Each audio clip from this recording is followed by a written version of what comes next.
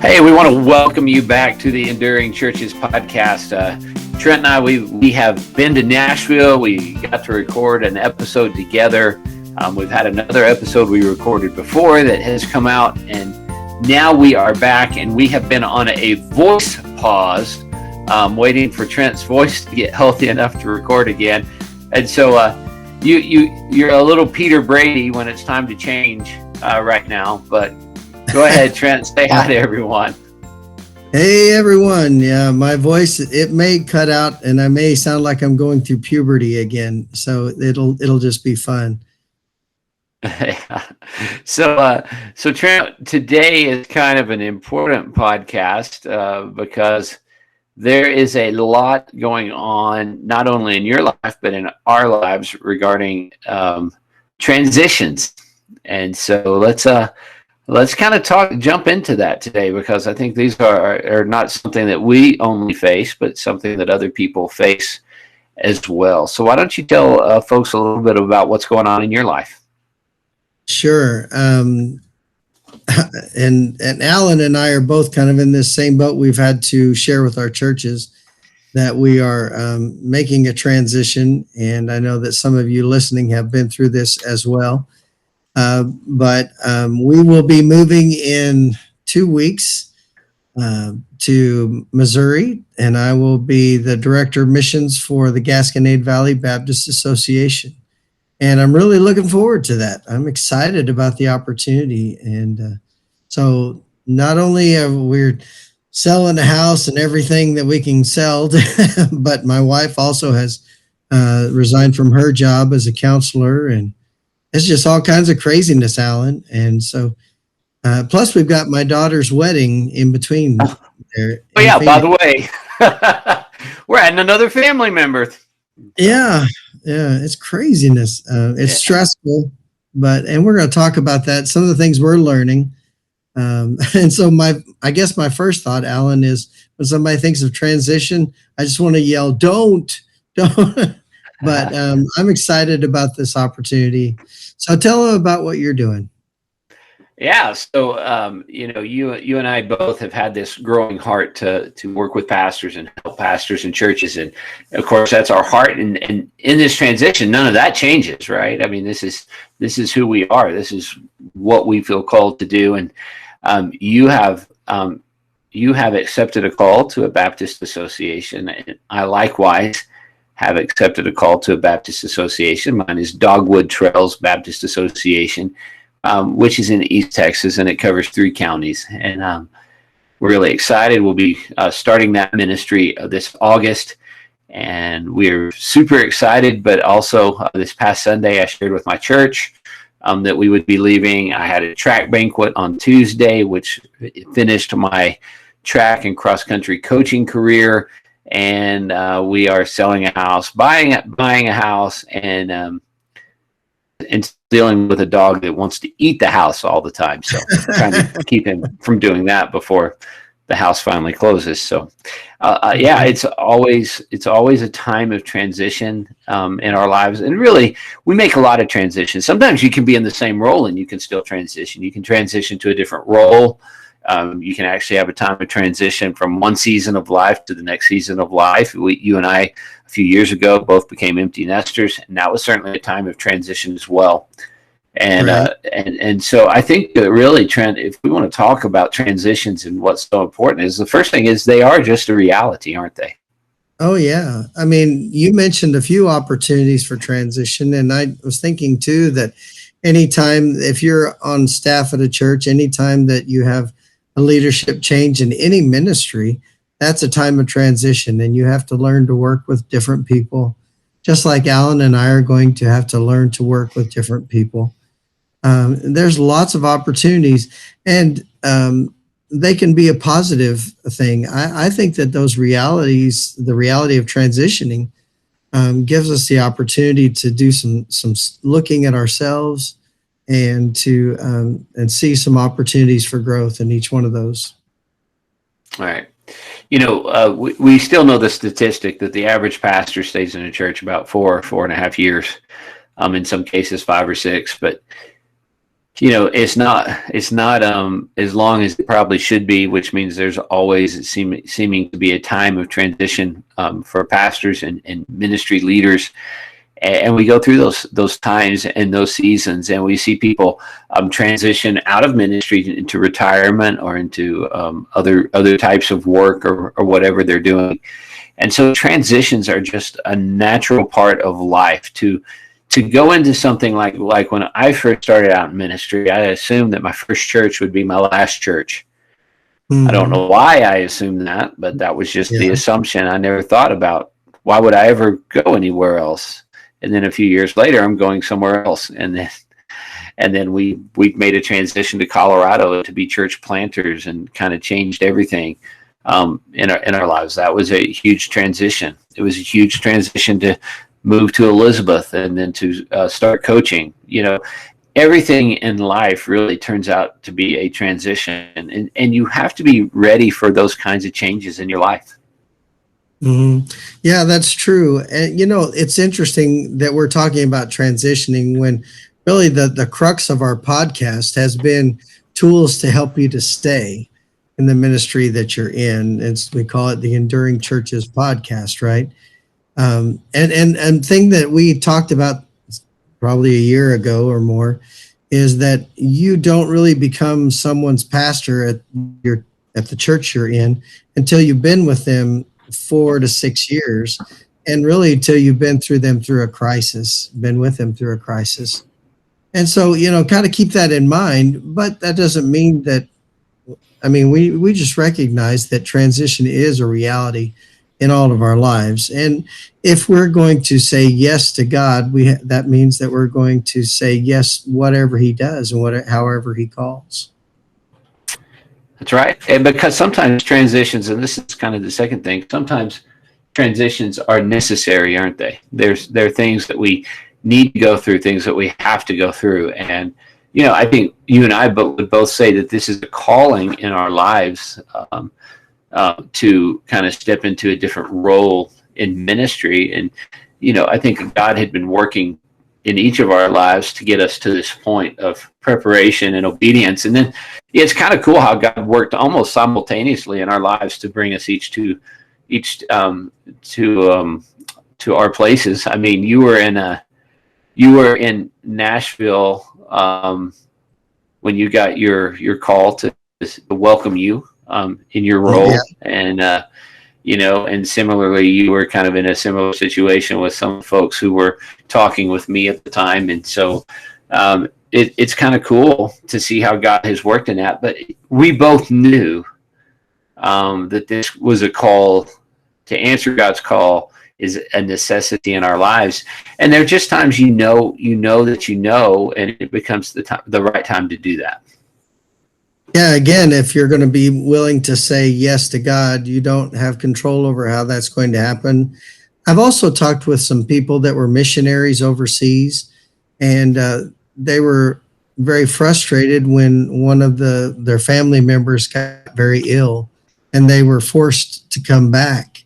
And so that was a necessary transition that they weren't expecting.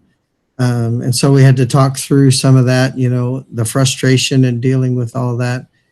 There's all kinds of different necessities that will lead you to a change. And sometimes, honestly, Alan, we've talked with pastors that whether it's something they did or something that the church wanted them to leave, that was a change and transition that was necessary, not always pleasant, but they sometimes are necessary for the health of a church or for the health of a pastor and their family. Yeah, and some of those necessities, like you mentioned, are not internal. Sometimes they're external. Financial situations. Some churches can't afford their staff anymore. You run into health issues, like you mentioned with the missionary folks. Sometimes you also recognize that it's just time to pass the lead role on to someone else and to take on a more secondary type role. But all those things become necessary at some point in time. And so don't feel bad when it's time to transition. Just know that it's going to happen at some point in time, and have some plans in place. And if you're all of us pastors really should be thinking about how would our church go about filling our role were we to not be there any longer, and how can we help them through that process? Yeah, I agree, Alan. And I wish that I would have been more proactive on that topic. I have been able to talk, and God has allowed me over the last couple of years to set up a transition team that's different, and it kind of runs a lot of the decisions in our church. And so I've been recently, after I made my announcement about resigning, I was been able to meet with them again and just talk through the steps, and I will be able to continue to have that conversation with him in the days to come too. Yeah, so they're reality, they're necessary. They're also emotional, aren't they, Trent? Yeah, yeah. So Alan, you've been at your church for 14 years now, and I've been at my church for 13 years. And over that course of time, there's a lot of things that you just kind of get used to. And when you make the statement that you're leaving, it becomes emotional for a lot of people. And it's emotional. I know Alan and Rochelle and Dana and I were all together. We're renting a house together in Nashville for the Southern Baptist Convention.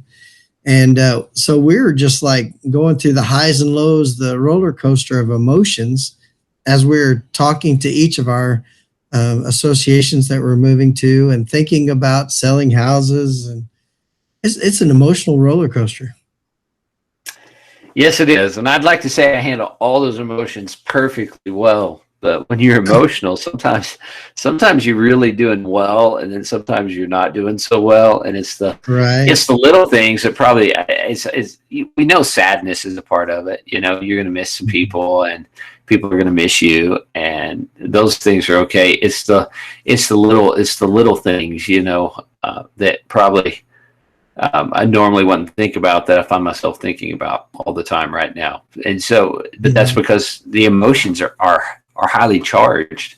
They're like just little particles kind of shooting around, and every now and then one of them escapes, and you kind of want to get it back. But this week was challenging. It was hard. We did something neat that I think really helped with the emotional declaration of what was going on. One of our board leaders came, and we actually told the church in kind of an interview format of what we were doing. And because we were doing that, it helped me kind of hold things together, because I was looking more at the interviewer and less at the faces of the people in the church. And I know you did it. You did it the more traditional way. You had to look at everyone, and I was really glad we did it differently after I watched you. Yeah, I had to write everything out that I was going to say during that time, because I knew that I needed to look down and look at what I had written out instead of looking at the faces of everybody in my congregation, because I love them. And you and I both, Alan, we're people pleasers, right? And we don't want anybody to be upset with us, but still you have to make those statements. So it's hard. Yeah. But like someone told my daughter has an anxiety disorder, and when we were doing some therapy with her, her counselor would always remind her, just let your feelings feel. And I think that's great advice when you're making transition. Give yourself permission to have your feelings. Give yourself permission to hurt. Give yourself permission to cry. I did pretty good on Sunday, but by Tuesday night when we had a track banquet, I was a marshmallow, and I was looking for an outlet by that point in time. And when my senior got up to talk about me, we both lost it. And I don't know that it was so much. It was that I have a good relationship with all those kids, but there was a lot held over too from Sunday. So I woke up Wednesday with kind of a headache from all the emotion that came out on Tuesday, and that's okay. Yeah, right. It is okay just to feel that. I've been doing that same thing, getting ready for my daughter's wedding, and they sent she and her fiance sent us their vows. They're writing their own vows, and so yesterday, Dana and I were driving and she was reading me these vows, and I'm just like trying not to bawl like a baby as I just even not even at the wedding yet. But it's kind of because we've been in this emotionally charged situation and all that kind of piles up. And then you throw a cold into that and it really whacks it out. Yes, it does. We had a good conversation the other day. I got to say all the words because you couldn't say any. So That's exactly right. yeah, I enjoyed that.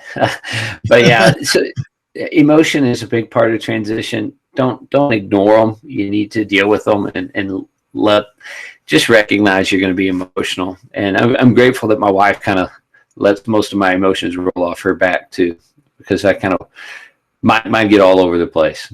So it tied to emotion, Trent, is probably stress. So there's a day or two in this transition process where it's felt a little stressful. Oh yeah. And this would not be the appropriate time for you or I to take any stress test, heart stress test even, I don't know. But yeah, Alan's been dealing with several things like talking about making the statement before his church. That's stressful. Trying to sell his house and get everything ready to sell his house. That was stressful. Now doing the closing process. That's stressful. And then looking for another house. That's very stressful. And trying to make all that paperwork work. It's crazy. Especially in this market time.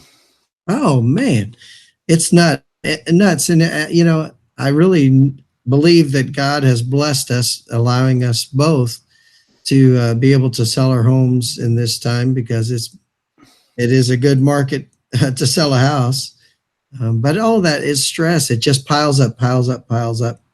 And so you've got to, if you're listening to this and you're a pastor and you go through a transition time, make sure that you and your wife have time to just de-stress by just talking. Say, hey, how you doing? Go out to dinner. Don't answer any calls. Don't say hi to anybody. Just go be by yourselves and talk through it. And I would say, another good piece of advice is don't have a 1.5-year-old Doberman Pinscher when you're making big transitions. Yeah. That certainly seems to add to the stress, because he feels the stress, so it's amazing how other people around you, though, kind of tap into the stress that you're feeling. And, I know our church has been great trying to eliminate as much of the stress off our transition as they can.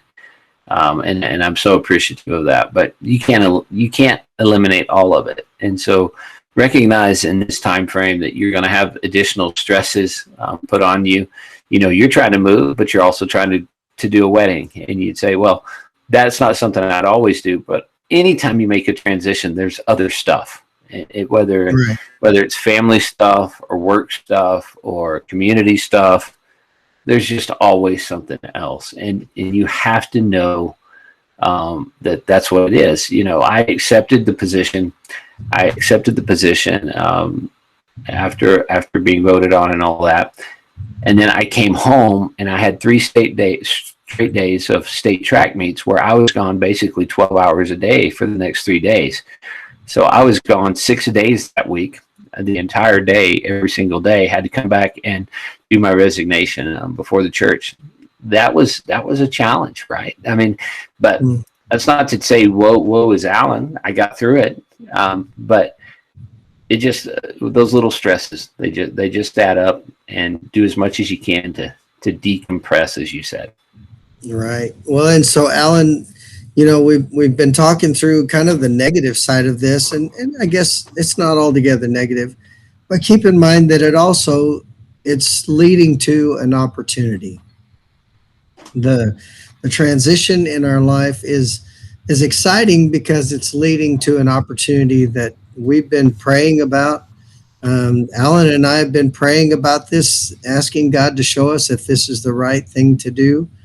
And it's amazing how God has put all the pieces together in both of our lives and doing this simultaneously, which is nuts. I never could have guessed that this would happen. No. Love it. I love it.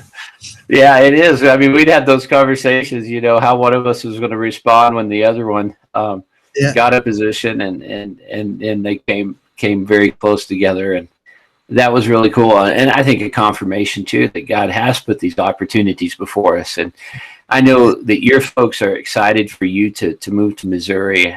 I know our team was excited to have us come into Texas, and we're both excited. We're stoked for what's in front of us. It's a new task. It's a challenging task, but we're ready. We're excited. We are as prepared as we can be to step into a new type of role. Right. But we have a lot to learn, and there's a learning curve in front of us. But that's one of the things that we enjoy about the opportunity. Well, I think that one of the most exciting things that Alan and I have talked about is that this gives us the opportunity to minister to pastors and their staff and their wives really in a new focused way. And so not only is there a lot to learn about that, but God's already given us the heart to do it. So it's an exciting opportunity to actually do that we've been praying about doing. Yeah, and it's going to give us more opportunities to talk about things that are truly relevant to everyone who's listening out there.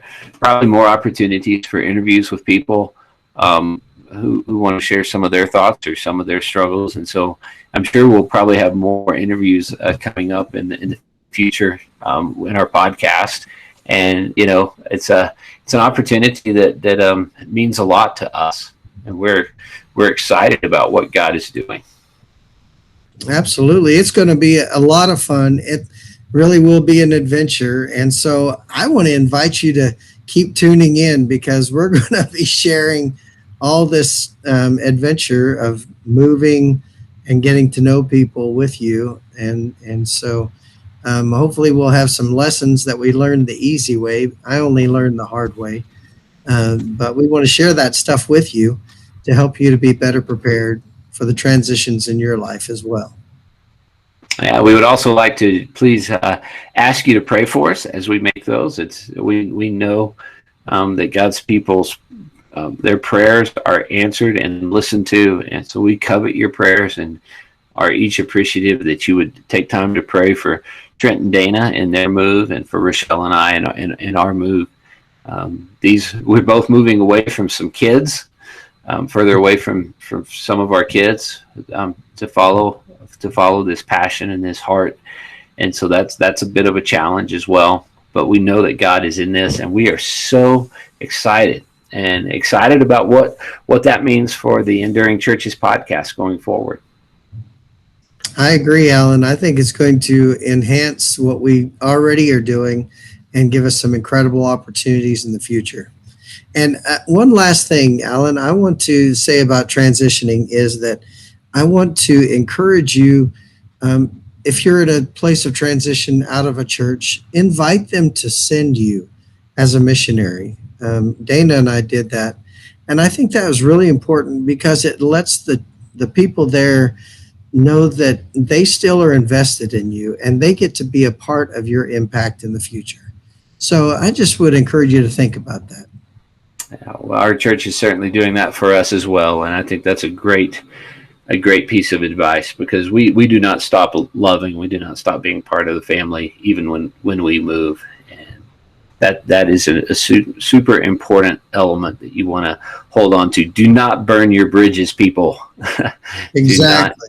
Do not do that, and you will be grateful for that. So, Trent, people might want to reach out to us. The good news is we get to keep these email addresses. So how can they reach out to us?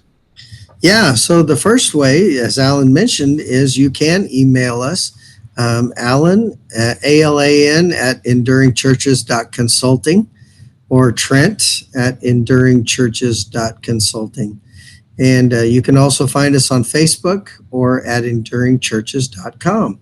And we'd love to hear from you. Maybe you have a suggestion, maybe something that makes a move easier, or meeting new people in a new place, whatever. Send us those comments and new possible topics too. Yes, we definitely want to hear from you. So please let us know. Please keep us in your prayers. And most of all, if we've been any help to you at all, pass this on to someone else. And if we can be of assistance to you in your ministry, don't hesitate to reach out to us. So we are grateful you take time to listen to us. And when you come back, when we talk about next week, we're going to be talking about Ranger Danger. I felt like rhyming. Yeah, I love that. Anyway, make sure you tune in.